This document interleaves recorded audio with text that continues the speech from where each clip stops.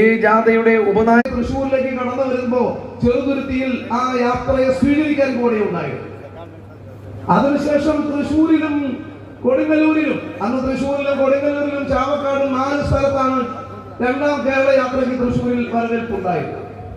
തൃശ്ശൂർ നഗരത്തിലും കൊടുങ്ങല്ലൂരിലും ഈ യാത്രയുടെ ഒരു അനുയായി എന്നോണം ഈ യാത്രയിൽ പങ്കെടുത്ത എളിയവരായ AP ഉസ്താദിന്റെ ഏറ്റവും അടുത്ത സ്നേഹിക്കുന്ന ആളുകൾ ഒരാളായി പങ്കെടുക്കാൻ കഴിഞ്ഞത് പ്രത്യേകം സ്മരിക്കുകയാണ്. 2026 കേരള യാത്രയ്ക്ക് കുറെ കൂടി വൈകാരികമായ തലമുണ്ട്.